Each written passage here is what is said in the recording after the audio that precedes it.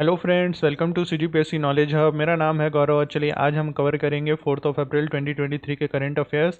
इसमें हम national affair, Chhattisgarh के अफेयर और इंटरनेशनल अफेयर्स को कवर करते चलेंगे न्यूज़पेपर आर्टिकल्स के बेसिस पे, जो पूरी तरह एग्जाम ओरिएंटेड रहेंगे तो और एग्जाम पॉइंट ऑफ व्यू से इंपॉर्टेंट रहने वाले हैं। हमारी सीजी एडीओ त्रिविषय कोर्स आप 1399 में अवेल कर सकते हैं, जिसमें आपको 3 विषय मिल जाएंगे: ग्रामीण विकास, पंचायती राज और आजीविका।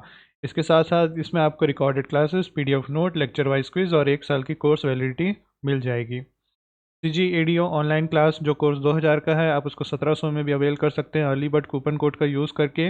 इसमें ज़्यादा जानकारी के लिए आप हमारे ऐप सीजीपीएससी नॉलेज हब को जरूर डाउनलोड करें और रेफर करें, या इस नंबर में भी कॉन्टैक्ट कर सकते हैं। स्टार्ट करते हैं बहुत ही महत्वपूर्ण खबर से।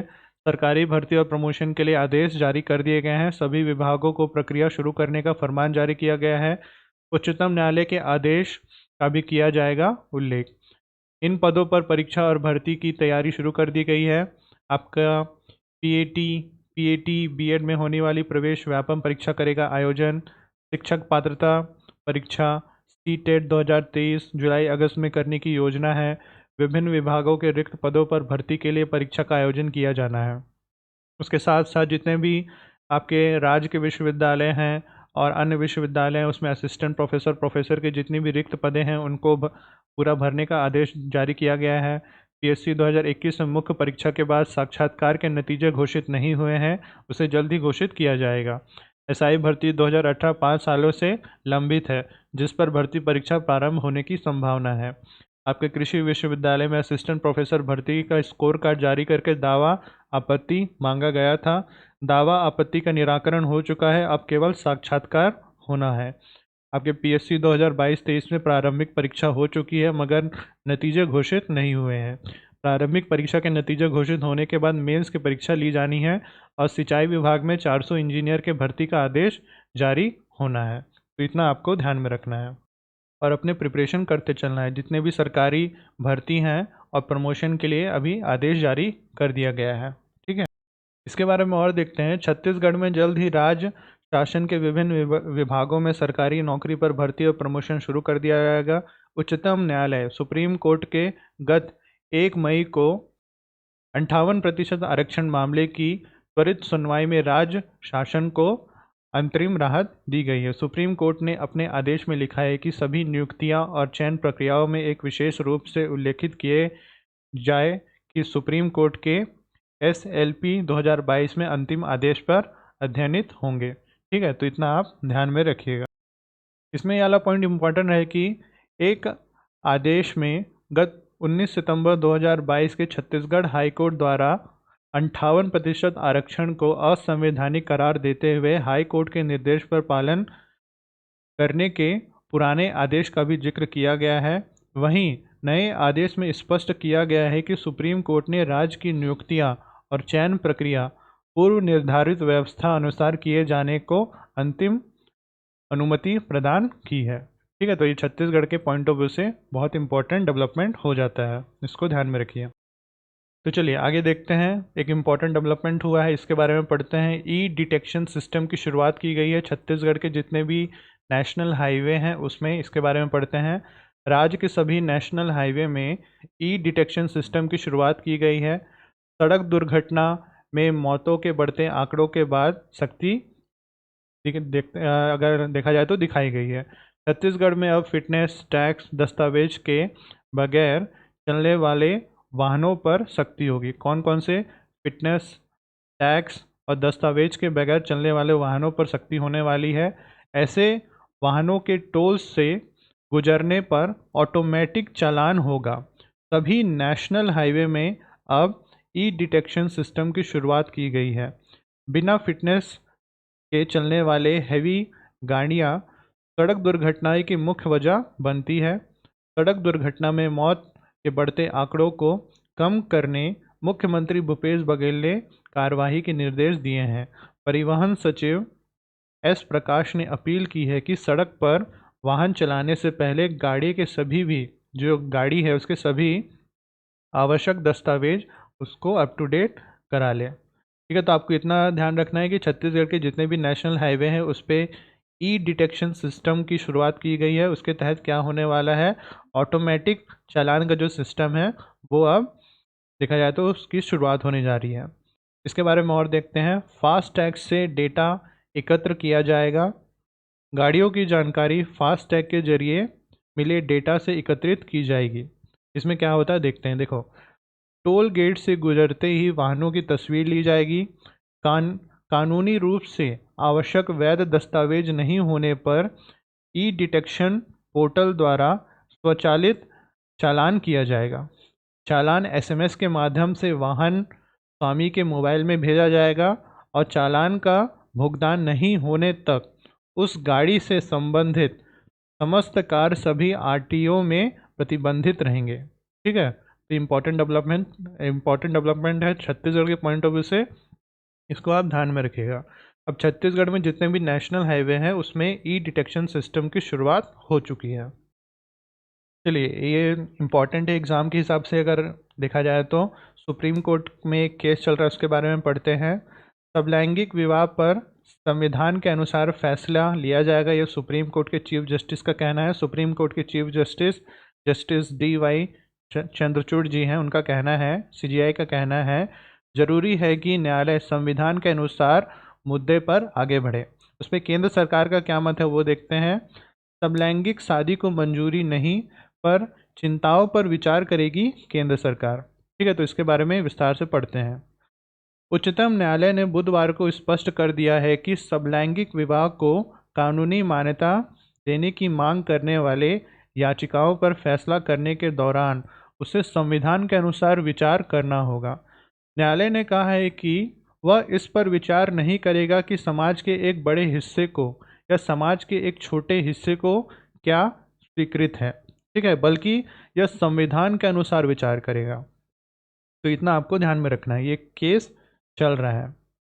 प्रधान न्यायाधीश जस्टिस DY चंद्रचूड़ ने कहा है कि एक संवैधानिक अदालत होने के नाते यदि शीर्ष न्यायालय इन युवा जोड़ों की भावनाओं पर विचार करेगा तो अन्य लोगों की भावनाओं पर बड़ी मात्रा में दस्तावेज पेश किए जाएंगे। इसलिए यह जरूरी है कि न्यायालय संविधान के अनुसार मुद्दे पर आगे बढ़े। ठीक है, तो सुप्रीम कोर्ट में अभी एक केस चल ही रहा है, तो इस पे सुप्रीम कोर्ट में जितने भी केस चलते हैं वो आपके एग्ज़ाम पॉइंट ऑफ व्यू से इम्पोर्टेंट बनते हैं। सुप्रीम कोर्ट में जितने भी लेटेस्ट डेवलपमेंट होते हैं उसको उससे अप टू डेट रहेगा कि केस कौन सा चल रहा है, उसमें सुप्रीम कोर्ट का क्या कहना है, उसमें केंद्र सरकार का क्या मत है, उसमें आपको एक आइडिया रहना चाहिए। तो इतना ध्यान में रखिएगा, जो आपका समलैंगिक विवाह है उस पर सुप्रीम कोर्ट का ये मत है कि जो समलैंगिक विवाह होते हैं उस पर संविधान के अनुसार फैसला लिया जाएगा। लेकिन अभी केंद्र सरकार का क्या मत है, केंद्र सरकार अभी समलैंगिक विवाह को मंजूरी नहीं दे रही है, लेकिन उस पर जो विचार है वो कर रही है। ठीक है, अभी कोई डिसीजन नहीं आया है, तो इसको आप ध्यान में रखिए। चलिए आगे देखते हैं। सुप्रीम कोर्ट में एक और मामला चल रहा है, उसके बारे में पढ़ते हैं, इम्पोर्टेंट रह सकता है। देखो केस क्या है समझते हैं। सुप्रीम कोर्ट ने ईडी निदेशक संजय मिश्रा को दिए तीसरे सेवा विस्तार पर केंद्र सरकार से पूछा है, क्या वह इतने जरूरी है कि सुप्रीम कोर्ट के मना करने के बावजूद उनका कार्यकाल बढ़ाया जा रहा है। शीर्ष अदालत ने पूछा है कि क्या कोई व्यक्ति इतना जरूरी हो सकता है। ठीक है, देखो मामला क्या है मैं बताता हूँ। सुप्रीम कोर्ट ने केंद्र सरकार से सवाल पूछा है कि जो ईडी के निदेशक है जिनका नाम है संजय मिश्रा, ईडी मतलब एनफोर्समेंट डायरेक्टरेट, एनफोर्समेंट डायरेक्टरेट के निदेशक अभी कौन है, संजय मिश्रा जी हैं। संजय मिश्रा जी का देखा जाए तो सेवा विस्तार किया गया है, और ये पहली बार नहीं किया गया है, तीसरी बार किया गया है केंद्र सरकार के द्वारा। जो ईडी के निदेशक हैं संजय मिश्रा, उनका तीसरी बार अभी सेवा विस्तार किया गया है। उस पर सुप्रीम कोर्ट ने आपत्ति जताते हुए ये बोला है कि क्या ये व्यक्ति इतने ज़रूरी हैं कि इनका तीसरी बार सेवा विस्तार किया जाना है। ठीक है, तो सुप्रीम कोर्ट ने केंद्र सरकार से यह सवाल पूछा है। ठीक है, इतना ध्यान में रखिएगा, जो सुप्रीम कोर्ट है वो केंद्र सरकार को पहले भी निर्देश दे चुका है 2021 में कि जो ईडी के निदेशक हैं उनका देखा जाए तो जो सेवा विस्तार है वो एक सीमित समय तक ही किया जाना चाहिए। इसके बारे में और पढ़ते ही हैं। शीर्ष अदालत ने 2021 में अपने फैसले में स्पष्ट किया था कि सेवा सेवा निवृत्त की जो उम्र है उसके बाद परिवर्तन निदेशालय के पद पर रहने वाले अधिकारियों का कोई भी सेवा विस्तार कम अवधि तक होना चाहिए। ठीक है, ये सुप्रीम कोर्ट जो 2021 में डिसीजन दिया था उस पर इस हिसाब से उन्होंने ये बोला था। देखा जाए जो ईडी है, एनफोर्समेंट डायरेक्टरेट के जो निदेशक हैं, उनका जो सेवा विस्तार होता है वे कम अवधि तक ही होना चाहिए। यह भी स्पष्ट किया था कि संजय मिश्रा को आगे कोई विस्तार नहीं दिया जाएगा। ठीक है, इसको क्लियर रखिएगा। Justice B R Gavai, justice Vikram Nath, justice Sanjay Karol की पीठ के समक्ष केंद्र की ओर से पेश सॉलिसिटर जनरल तुषार मेहता ने कहा है कि मिश्रा का विस्तार प्रशासनिक कारणों से आवश्यक था। वित्तीय कार्यवाही कार्यबल जो आपका एफ है, एफ का full form financial action task force है, इसका फुल फॉर्म। एफ क्या करता है, भारत के लिए मूल्यांकन के लिए महत्वपूर्ण था। देखो जो एफ है ना, एफ हर एक देश का एक मूल्यांकन करता है, सभी देशों का। तो वही उसी प्रकार एफ भारत का भी मूल्यांकन करता है। तो उसमें सॉलिसिटर जनरल जो देखा जाए तो गवर्नमेंट के बोल सकते हैं, उनके तरफ से पक्ष रख रहे हैं कि जो एफ का जो मूल्यांकन होता है जिसमें भारत भी शामिल है, उसके लिए महत्वपूर्ण है। ये केंद्र का पक्ष है। ठीक है, केंद्र सरकार अपना ये पक्ष रख रही है सुप्रीम कोर्ट के सामने। केंद्र का तर्क है भारत की रेटिंग नीचे ना जाए, इसलिए यह जरूरी है। क्या जरूरी है? जो ईडी के निदेशक है संजय मिश्रा, उनका सेवा विस्तार तीसरी बार केंद्र के हिसाब से वह जरूरी है। ठीक है, ये तो अब केंद्र सरकार का पक्ष है। उस पर जब केंद्र सरकार ने यह पक्ष रखा तो सुप्रीम कोर्ट ने क्या पूछा इस पर? पीठ ने सवालों की झड़ी लगाते हुए पूछा, क्या ईडी में कोई भी दूसरा व्यक्ति नहीं है कि उनका काम कर सके? क्या एक व्यक्ति इतना जरूरी हो सकता है? आपके मुताबिक ईडी में कोई भी समग्र देखा जाए तो सक्षम व्यक्ति है या नहीं? ठीक है, ये सुप्रीम कोर्ट का काउंटर क्वेश्चन था। 2023 के बाद इस पद का क्या होगा जब मिश्रा सेवावृत्त हो जाएंगे, मतलब रिटायर हो जाएंगे। ठीक है, तो ये सुप्रीम कोर्ट का काउंटर क्वेश्चन था केंद्र सरकार से। तो आप ध्यान में रखिएगा, ये अभी लेटेस्ट डेवलपमेंट ही है। सुप्रीम कोर्ट में जो अभी केस चल रहा है, जो ईडी के निदेशक हैं संजय मिश्रा, उनका तीसरी बार सेवा विस्तार किया गया है। सुप्रीम कोर्ट ने केंद्र सरकार से सवाल पूछा है, केंद्र सरकार ने अपना तर्क रखा है, और इसमें जितने भी डेवलपमेंट रहती है उसके बारे में एक आइडिया, बेसिक आइडिया रखिएगा। चलिए आगे देखते हैं एक बहुत ही इंपॉर्टेंट न्यूज़। गो फर्स्ट के 11,463 करोड़ के कर्ज का संकट आ गया है। गो फर्स्ट आपकी एक एयरलाइन है, उस पर 11,463 करोड़ के कर्ज का संकट आ गया है। 30% तक ही वसूली संभव होने की देखा जाए तो संभावना अभी बन रही है। गो फर्स्ट 11,463 करोड़ के कर्ज का संकट उस पर आया है, एक एयरलाइन है, उस पर 30% तक ही वसूली संभव है। संकटग्रस्त विमान कंपनी के 5,000 कर्मचारियों की नौकरी पर भी मंडरा रहा है खतरा। ठीक है, तो अभी लेटेस्ट का ही डेवलपमेंट है, इसके बारे में थोड़ा देख लेते हैं। देश की तीसरी सबसे बड़ी विमान कंपनी गो फर्स्ट पर बैंक समेत अन्य कर्जदाताएं हैं, उसका 11,463 करोड़ रुपए का कर्ज है। संकटग्रस्त कंपनी अगर दिवालिया हो जाती है तो इसके कुल कर्ज वसूली में मुश्किल आ सकती है। साथ ही कंपनी के करीब 5,000 कर्मचारियों की नौकरी भी खतरे में पड़ सकती है। देखो एक कुछ आंकड़े हैं। 6,521 करोड़ का कर्ज है कंपनी पर बैंकों का। 77,500 यात्री प्रभावित हुए हैं कंपनी की 4,118 उड़ानें रद्द होने से। अब देखो ये डेटा इंपॉर्टेंट है, बैंकों का इतना बकाया है। सबसे पहले सेंट्रल बैंक का 2,000 करोड़, डच बैंक का 1,320 करोड़, आईडीबीआई बैंक जो आपका है 50 करोड़, एक्सिस बैंक का 30 करोड़, सेंट्रल बैंक और बैंक ऑफ बड़ौदा जो है दोनों का मिला के 1,300 करोड़ बकाया है। ठीक है, जो आपका आपात ऋण गारंटी योजना है उसके हिसाब से भी देखा जाए तो उससे भी ये लोन ले चुका है। कितना? 1,292 करोड़ का। इस पे 3,000 करोड़ का निवेश कर चुके हैं वाडिया समूह पिछले 15 माह में। ठीक है, द इम्पॉर्टेंट डेवलपमेंट है। गो फर्स्ट देखा जाए तो जो एयरलाइन है वो अब कर्ज के संकट पे फंस गया है। 30% तक की वसूली का संभव है, और जितने भी 5,000 इसके कर्मचारी हैं उस पर अब देखा जाए तो नौकरी पर खतरा मंडरा रहा है। गो फर्स्ट के नाकाम होने से बढ़ सकता है हवाई किराया। अब ये जब फेल होगा, देखा जाए तो एक एयरलाइन फेल हो रही है तो ये पूरी इंडस्ट्री को डिसरप्ट कर देगी। उससे क्या होगा, जो हवाई किराया है वो बढ़ने की संभावना अब बढ़ गई है। एयरलाइन ने दिवाला समाधान के लिए किया है आवेदन।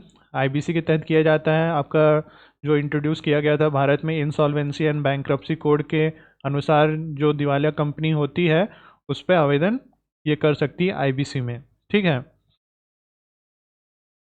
इसी में है 1538 उड़ानें संचालित करती है गो फर्स्ट हर हफ्ते। देखा जाए तो एक भारत की तीसरी सबसे बड़ी कंपनी है एयरलाइन सेक्टर्स में। तो अगर वो दिवालिया हो रही है तो पूरे इंडस्ट्री को डिसरप्ट कर रही है। ठीक है, तो ये इंपॉर्टेंट डेवलपमेंट हुई है, इसको ध्यान में रखिए।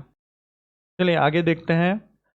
गर्मी के प्रकोप को मापने होगा भारत का अपना सूचांक, इसके बारे में पढ़ते हैं। अगले साल गर्मियों तक तैयार हो जाएगा आपका हज़ार्ड स्कोर। हज़ार्ड स्कोर देखा जाए तो जो गर्मी का जो प्रकोप है उस पर भारत के जो जनसंख्या है उस पर क्या प्रभाव पड़ता है, एक सूचांक जारी किया जाता है। उसका सूचांक का नाम है हज़ार्ड स्कोर। वो अगले साल गर्मियों तक तैयार हो जाएगा, इसके बारे में पढ़ते हैं। भारत मौसम विज्ञान विभाग ने कहा है कि भारत अपनी जनसंख्या पर गर्मी के प्रभाव को मापने और विशिष्ट स्थानों के लिए चेतावनी जारी करने के लिहाज से अगले साल अपना खुद का समग्र सूचांक जारी करेगा। जो देखा जाए तो मौसम विभाग के महानिदेशक हैं, उनका नाम है मृत्युंजय महापात्रा, ने कहा है कि हज़ार्ड स्कोर करीब 2 महीने में तैयार होगा और अगली गर्मी के मौसम तक यह परिचालन में आ जाएगा। ठीक है, तो आपको इतना ध्यान में रखना है कि जो गर्मी के प्रकोप से जितने भी होने वाले देखा जाए तो प्रभाव हैं भारत की जनसंख्या पर, उसको मापने के लिए एक सूचांक जारी किया गया है जिसके जो सूचांक का नाम है हज़ार्ड स्कोर, और ये अगले साल गर्मियों तक तैयार हो जाएगा। इसमें एक और डेवलपमेंट है, जो आपका प्रायोगिक गर्मी सूचांक है वो जारी करना मौसम विभाग ने अभी शुरू भी कर दिया है। तो अब इतना ध्यान में रखिए कि जो मौसम विभाग के द्वारा गर्मी के प्रकोप को मापने के लिए एक सूचांक जारी किया गया है, उस सूचांक का नाम है हज़ार्ड स्कोर। ठीक है, इतना ध्यान में रखिए। ये अगले साल आने वाली गर्मियों में ये सूचांक का देखा जाए तो उपयोग है वो बढ़ने वाला है, और अभी फ़िलहाल के लिए जो प्रायोगिक गर्मी सूचांक है वो अभी शुरू किया गया है। चलिए आगे देखते हैं, नेशनल लेवल की एक इम्पॉर्टेंट न्यूज़ को डिस्कस करते हैं। आज देखा जाए तो ये जो मामला चल रहा है, कौन सा मामला उसके बारे में पढ़ते हैं। सबसे पहले, यौन उत्पीड़न के आरोप के संबंध में भारतीय कुश्ती महासंघ के प्रमुख, जिनका नाम है बृजभूषण शरण सिंह, की गिरफ्तारी को मांग को लेकर जंतर मंतर में प्रदर्शन कर रहे पहलवानों और कुछ पुलिसकर्मियों के बीच कथित तौर पर हाथापाई हुई है, जिसके कारण कुछ प्रदर्शनकारियों के सिर पर चोट भी आई है। ठीक है, देखो मामला क्या है। जो भारतीय कुश्ती महासंघ के प्रमुख हैं, उनका नाम है बृजभूषण शरण सिंह। उन पर बहुत सारे रेसलर, जो इंडियन रेसलर्स हैं, देखा जाए जो जो टॉप के रेसलर्स हैं जैसे बजरंग पूनिया, साक्षी मलिक, विनीश फोगाट, इन्होंने जो जितने भी यंग इंडियन वुमेन रेसलर हैं उनके ऊपर यौन उत्पीड़न का आरोप लगाया है भारतीय कुश्ती महासंघ के प्रमुख बृजभूषण शरण सिंह पर। सबसे पहले ये क्या मांग कर रहे हैं, इनको अपने पोस्ट से हटाया जाए। सबसे पहले तो पोस्ट से हटाया जाए और इन पर उचित कार्रवाई की जाए। ये जितने भी इंडियन रेसलर्स हैं ये दिल्ली के जंतर मंतर में बैठकर धरना दे रहे हैं और ये मांग कर रहे हैं कि भारतीय कुश्ती महासंघ के प्रमुख बृजभूषण शरण सिंह को सबसे पहले अपने पोस्ट से हटाकर उसमें उचित कार्रवाई की जाए, क्योंकि ये जितने भी यंग इंडियन रेसलर्स हैं उनके खिलाफ देखा जाए तो जो यौन उत्पीड़न का मामला उन पर बनता है। उसी में एक लेटेस्ट डेवलपमेंट हुआ है कि जो पहलवान वहाँ बैठे हैं और जो पुलिसकर्मी हैं उनके बीच अभी देखा जाए तो खबर आई है हाथापाई होने की।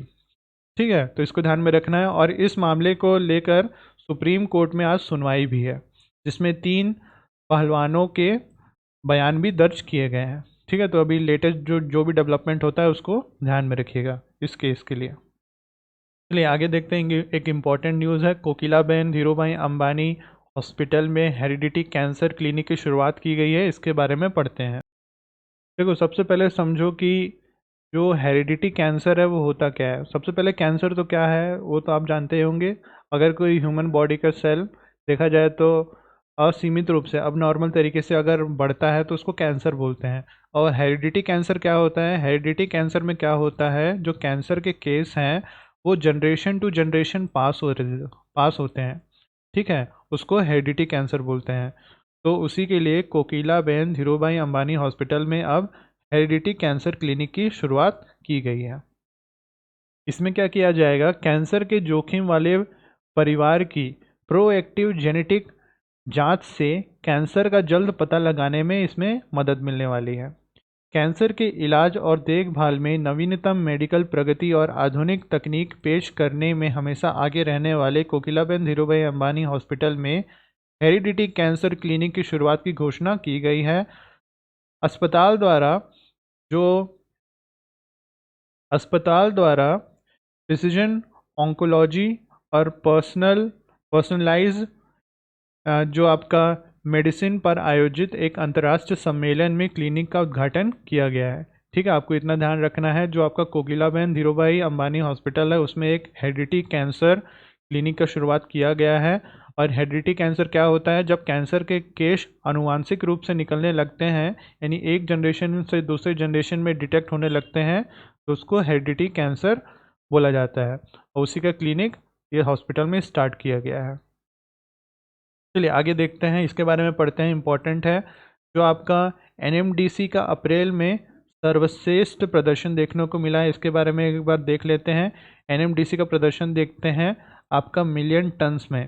अगर अप्रैल 2022 और अप्रैल 2023 को अगर कंपेयर किया जाए, सबसे पहले उत्पादन देखा जाए तो अप्रैल 2022 में 3.15 था और अप्रैल 2023 में 3.51 हो गया है, इसमें 11.42% का प्रगति हुआ है। और बिक्री में 3.12 के कंपैरिजन में 3.43 रहा है मिलियन टन्स, इसमें 9.93% का वृद्धि देखने को मिला है। देखा जाए तो जो एनएमडीसी है उसका अप्रैल में सर्वश्रेष्ठ प्रदर्शन देखने को मिल रहा है।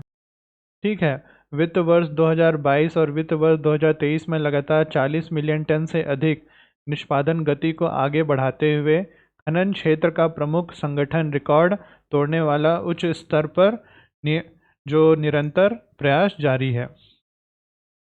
इससे स्थापना के बाद किसी भी अप्रैल महीने में उच्चतम उत्पादन और बिक्री की जो उपलब्धितें हैं वो हासिल किया गया है। ये किसके द्वारा हासिल किया गया है? एनएमडीसी द्वारा, ठीक है, national mineral development corporation of India. तो आप इसको ध्यान में रखिएगा। चलिए आगे देखते हैं, सेवा क्षेत्र में वृद्धि की रफ्तार 13 साल में सबसे तेज रही है। जो आपका सेवा क्षेत्र है, सर्विस सेक्टर है, उसमें देखा जाए तो जो वृद्धि की रफ्तार है उसमें 13 साल में सबसे अधिक रही है। इसके बारे में पढ़ते हैं। 62 के स्तर पर पहुंचा है सेवा पीएमआई अप्रैल में। पीएमआई बोलते हैं परचेजिंग मैनेजर इंडेक्स, ठीक है, ये एक इंडेक्स है जो देखा जाए तो फ्लक्चुएट करते रहता है और हर महीने कैलकुलेट किया जाता है। और इस बार जो सेवा क्षेत्र है, जो सर्विस सेक्टर है, सर्विस सेक्टर का जो पीएमआई इंडेक्स है वो अभी 62 के स्तर पर पहुंच गया है, जो 13 साल में सबसे देखा जाए तो उच्चतम स्तर है। ठीक है, इसके बारे में देखते हैं। कीमतों के मोर्चे पर दबाव के बावजूद अप्रैल 2023 में देश में सेवा क्षेत्र की वृद्धि 13 साल से सबसे तेज रही है। मजबूत मांग की वजह से नए कारोबार और उत्पादन में काफ़ी तेज वृद्धि देखने को मिली है। इससे सेवा क्षेत्र में गतिविधियों में उल्लेखित तेजी आई है। और बुधवार को जारी जो आपका पीएमआई सूचांक है अप्रैल में बढ़कर 62 को पहुंच गया है। यह मार्च में 57.8 था, ये देखा जाए तो इंडेक्स है। इन आंकड़ों से पता लगता है कि सेवा क्षेत्र की गतिविधियों में 2010 के मध्य से बाद सबसे तेज विस्तार हुआ है। यह लगातार 21वां महीना है जब सेवा क्षेत्र में विस्तार हुआ है। और जो आपका पीएमआई, जो आपका परचेजिंग मैनेजर इंडेक्स है, हिंदी में खरीद प्रबंधन सूचांक बोलते हैं, का जो 50 से ऊपर रहना गतिविधियों में विस्तार का संकेत है। ठीक है, तो इतना ध्यान में रखिएगा। जो आपका सेवा क्षेत्र का जो पीएमआई आता है वो 13 साल में सबसे अधिक स्तर पर अभी पहुंच गया है। चलिए आगे पढ़ते हैं एक इम्पॉर्टेंट डेवलपमेंट के बारे में। आज से 2 दिन तक क्षेत्र चुनौतियों पर चर्चा करेंगे एससीओ के सदस्य। एससीओ का फुल फॉर्म होता है शंघाई कॉरपोरेशन ऑर्गेनाइजेशन। आज से जितने भी एससीओ के मेंबर हैं 2 दिन तक क्षेत्र चुनौतियों पर चर्चा करेंगे। ठीक है, इसके बारे में पढ़ते हैं। ठीक है, गोवा में एससीओ विदेश मंत्री का सम्मेलन होना है। भारत की मेजबानी में रूस, चीन, पाकिस्तान जो विदेश मंत्री है वो शामिल होने वाले हैं। 12 साल के बाद भारत आएंगे पाकिस्तान विदेश मंत्री, लेकिन भारत से बातचीत होना मुश्किल है। पिछले सप्ताह ही भारत की मेजबानी में एससीओ सदस्य देशों के रक्षा मंत्री की बैठक में पाकिस्तान के रक्षा मंत्री जो मलिक अहमद खान हैं वर्चुअल भागीदारी ले चुके हैं। वहीं विदेश मंत्रियों की बैठक में पाकिस्तान विदेश मंत्री बिलावल भुट्टो भारत आ रहे हैं। यह किसी पाकिस्तानी विदेश मंत्री का 12 साल बाद भारत दौरा होने वाला है। इससे पहले 2011 में तत्कालीन विदेश मंत्री हिना रब्बानी खर आई थी। हालांकि जो अभी बैठक होने वाला है उसमें भारत के विदेश मंत्री एस जयशंकर के साथ जो पाकिस्तान के विदेश मंत्री है बिलावल भुट्टो, उनकी मुलाकात की कोई योजना नहीं है। ठीक है, तो आपको इतना ध्यान रखना है 2 दिन तक क्षेत्र चुनौतियों पर चर्चा होने वाली है। किसके तहत? एससीओ जो समिट होने वाला है गोवा में, एससीओ विदेश मंत्रियों का जो सम्मेलन होने वाला है उसके तहत। इतना याद रखिएगा, जो आपका एससीओ है शंघाई कॉरपोरेशन ऑर्गेनाइजेशन, उसमें कितने मेंबर्स आते हैं? सबसे पहले एक चाइना आता है, इंडिया आता है, Kazakhstan, Kyrgyzstan, Pakistan, Russia, Tajikistan और उज़्बेकिस्तान, ये सब जितने भी देश हैं वो एससीओ के तहत आते हैं। एससीओ का समय देखा जाए तो हेडक्वार्टर कहाँ है? बीजिंग, चाइना में है। ठीक है, तो आपको इतना इसके बारे में एक बेसिक इन्फॉर्मेशन रखना है। चलिए आगे देखते हैं, ऑपरेशन कावेरी के बारे में पढ़ते हैं। सूडान से 231 और भारतीय लौटे, अभी स्वदेश लौटे हैं, इसके बारे में पढ़ते हैं। ऑपरेशन कावेरी के बारे में पढ़ते हैं। जो गृह युद्ध का सामना कर रहे सूडान में फंसे भारतीयों को निकालने के लिए ऑपरेशन कावेरी के तहत 231 और नागरिकों का जत्था बुधवार को स्वदेश लाया गया, मतलब भारत लाया गया है। ये भारतीय एक वाणिज्यिक विमान से मुंबई पहुंचे हैं। विदेश मंत्रालय के प्रवक्ता अरिंदम बगची ने ट्वीट किया है, एक और ऑपरेशन कावेरी उड़ान नागरिकों को घर वापसी ले आई है और 231 यात्रियों को लेकर विमान मुंबई में उतरा है।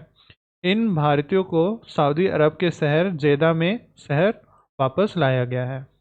ठीक है, आपको इतना याद रखना है, सूडान में क्या हो रहा है, गृह युद्ध का वो उससे जूझ रहा है वो, उसके तहत जितने भी भारतीय हैं ऑपरेशन कावेरी के तहत भारत में वापस लाए जा रहे हैं।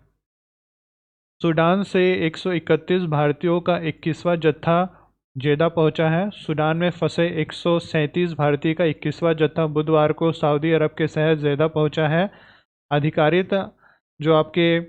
आधिकारिक आंकड़ों के अनुसार सूडान में स्वदेश वापस लाए गए भारतीयों का कुल संख्या अब 2930 पहुंच गई है। ठीक है, आपको इतना ध्यान में रखना है कि ऑपरेशन कावेरी किससे रिलेटेड है और ये किस लिए चलाया जा रहा है। तो ऑपरेशन कावेरी किस लिए चलाया जा रहा है? भारत के द्वारा चलाया जा रहा है। जो जितने भी सूडान हैं, सूडान में जो गृह युद्ध का सामना कर रहा है, उससे जितने भी भारतीय हैं उनको वापस लाने के लिए ऑपरेशन कावेरी चलाया जा रहा है। ठीक है, तो आपको जितने भी लेटेस्ट डेवलपमेंट है इससे रिलेटेड को ध्यान में रखना है। चलिए आगे देखते हैं, कुछ स्पोर्ट्स का न्यूज़ देख लेते हैं। निशांत, देखा जाए तो एक बॉक्सर हैं, मुक्केबाज हैं, निशांत उनका नाम है। निशांत जीत के साथ प्री क्वार्टर फाइनल में पहुंचे हैं। ये खबर के बारे में थोड़ा पढ़ लेते हैं। इतना ध्यान रखिएगा कि अभी क्या चल रहा है, विश्व मुक्केबाजी चैंपियनशिप अभी चल रही है। तो ये जितने भी मुक्केबाजी से रिलेटेड न्यूज़ है वहीं से आने वाली है। भारत के युवा मुक्केबाज निशांत देव ने बुधवार को विश्व मुक्केबाजी चैंपियनशिप में 2021 के विश्व चैंपियन के कांस्य पदक विजेता अजरबैजान के सरखान अलीयेव, ये देखा जाए तो अजरबैजान के बॉक्सर हैं, पर 5-0 की शानदार जीत दर्ज करते हुए प्री क्वार्टर फाइनल में जगह पक्की करी है। ठीक है, तो आपको इनका नाम याद रखना है क्योंकि कभी कभी एग्ज़ाम में डायरेक्ट नाम ही पूछ देता है कि ये खिलाड़ी कौन से स्पोर्ट से रिलेटेड है। सबसे पहले आपको ध्यान रखना है मुक्केबाज निशांत देव, ठीक है, इंडियन बॉक्सर है और विश्व मुक्केबाजी जो चैंपियनशिप चल रही है उनके प्री क्वार्टर फाइनल होता है उसमें पहुंच चुके हैं। ठीक है, तो जाते जाते इसके बारे में भी देख लेते हैं। एशिया कप चरण 2 विश्व रैंकिंग टूर्नामेंट चल रहा है। इसमें भारतीय टीम की निगाहें कंपाउंड वर्ग में विपक्ष का सुपड़ा साफ करने में रहेगी। कंपाउंड वर्ग देखा जाए तो जो आर्चरी में बहुत सारे कैटेगरीज बने रहते हैं उसमें एक से एक रहता है कंपाउंड वर्ग। उसमें देखा जाए तो भारतीय टीम वापस जीतने का प्रयास करने वाली है। भारतीय तीरंदाजों ने बुधवार को यहाँ एशिया कप चरण 2 विश्व रैंकिंग टूर्नामेंट में अपना दबदबा कायम रखते हुए कंपाउंड वर्ग में सुपड़ा साफ करने की ओर कदम बढ़ाया। तो वहीं जो आपका जो रिकव वर्ग रहता है उसमें भी 2 पदक पक्के किए हैं। ठीक है, तो आर्चरी के फील्ड में जितने भी अभी चल रहा है टूर्नामेंट उसमें जो लेटेस्ट डेवलपमेंट रहता है उससे ध्यान में रखिएगा। चलिए आज के लिए बस इतना ही करते हैं। वीडियो अगर अच्छा लगा तो लाइक करें, चैनल को सब्सक्राइब करें। इस लेक्चर की पीडीएफ आपको हमारे ऐप CGPSC नॉलेज हब में मिल जाएगी। This is Gaurav Bhandarkar signing off for today. Thank you.